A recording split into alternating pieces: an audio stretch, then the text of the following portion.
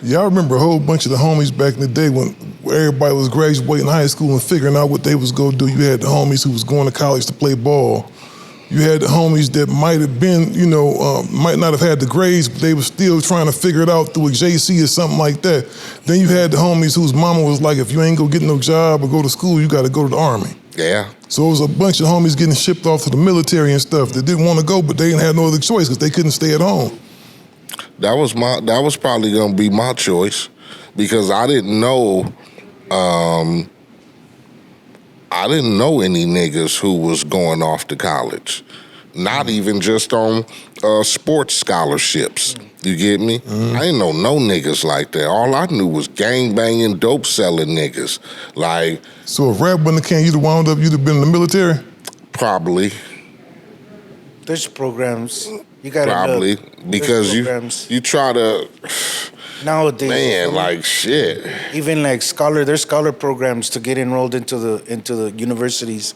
I've worked with a few gentlemen that have departments at like universities, and they work directly with reentry. A lot of homies ain't built for that, you know. A lot of homies are like, I don't know if I want to be a creative writer. I think I had I think I was fortunate, and I was fortunate that I learned some values from just watching moms, and even though her and Pops got divorced, and because he was doing his thing and whatever, he still went to work every day.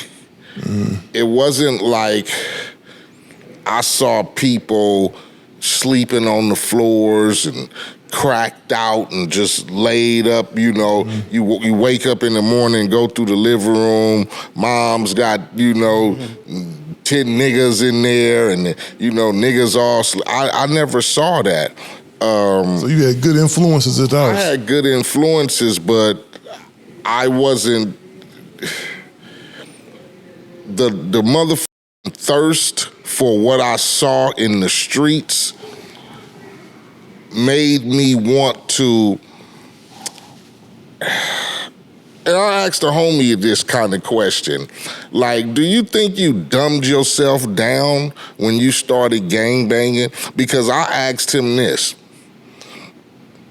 You lived in a great middle-class neighborhood. You didn't grow...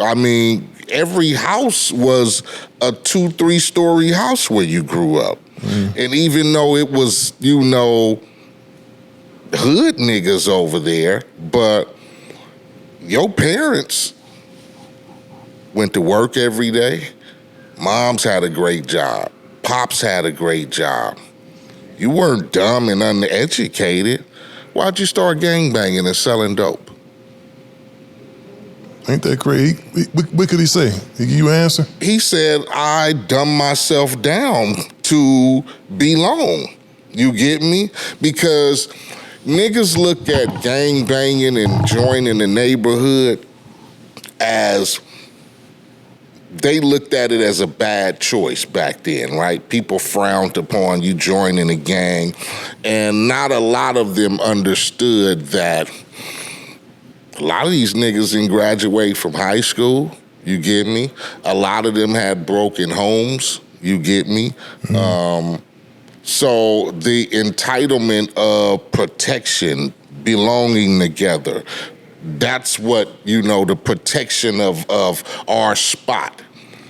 But why did a nigga who was going to school getting straight A's every day, parents had good jobs, why did you cross the street and come over here and start gangbanging?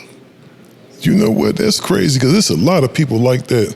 Like Spank, for example, you said that your parents was two hard-working people. Yeah.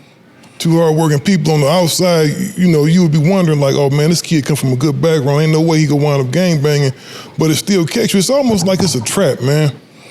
Yeah, because at the house, they weren't having it, like, they were like keeping an eye on us, But I think it was like also like, well, who are you gonna be like with the square kids?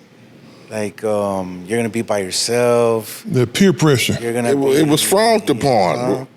You're gonna be by yourself, so you're like, well, let me join the other homies because they're not doing that great in class either. They're not getting straight A's like the other kids, and the other kids, you could tell like the teacher treats them different, homie. Like he's treating them completely different. You know what I mean? So some And the people girls like the homeboys too. some people have that, you know, like motivation because they're being motivated by maybe not at their house, maybe a teacher, a superintendent, someone's reaching out and, oh, hey, you know what? Don't do that. Hey, you know what? Anytime I had any supporter, I mean, I could have ended up in a worse situation. I had my mom, my dad not been proactive. I don't think they were ever like, forget it, throw this guy in the trash, which they should have plenty of times, like, oh, let's cut ties with this guy. But it was never like that. It was like, let's support him, let's be there for him, let's go to court, let's, and I think that's what saved me too. Is So they never gave up on you? Nah. And I feel like when you got a strong family values, that's helpful in kind of turning that around, like, you got poor kids, you got kids with broken homes. You don't have to have a mom with a syringe hanging off her arm, and like it could be anyone, but it's at the end of the day, it's brown people. For the most part, it's brown people. Why? Because we're not given resources. We're not treated the same as everyone else. We're not given the opportunities like everyone else. You know that even when you go to the hospital, homie, like. Brown people are dying at a faster rate giving birth than anybody else. You know what I'm saying? Like a black mother, a brown mother, they're gonna die at a higher rate than some white lady. You feel me? And that's happening right now. Yeah, that's real talk. That's real. That's a real thing. Come on, homie. And what that tells you is that because we're intimidated by the system, you go in, you're like, oh, it's a hospital. They fucking know their thing. No, you got to go in there and be like, what is that? What are you administering? Or what is that for? Or what pill is that? Or what's in that syringe? Or you got to advocate because people going to do whatever the fuck they want with you, and with your loved ones. And it's not a professional environment when you got people that think they know what they're doing and they think they're above you and they think they're better than you and they think they're of a higher class than you. I mean, that's how it's broken down in classes, This class, that class, lower class, you feel me? And when you are, when you got a stigma, when you look a certain way, of course, you're not going to let's not help this guy, let's help them. Or we'll help you in a little bit. We'll get there, you feel me? Yeah, because we are in a society, man, where you're judged largely based on how you look. All of that. Because, whenever I walk in somewhere, depending on how I'm dressed, people looking at me the whole time, especially when I was a younger cat. You know what I mean? They looking at me the whole time like, let's what check is out he his into? shoes. Yeah, or people, when you riding by them, you be in your car, right?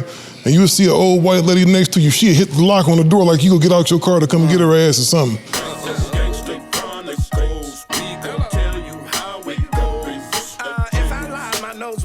Pinocchio, we gon' tell you the truth and nothing but the truth. Gangsta Chronicles, this is not your average show.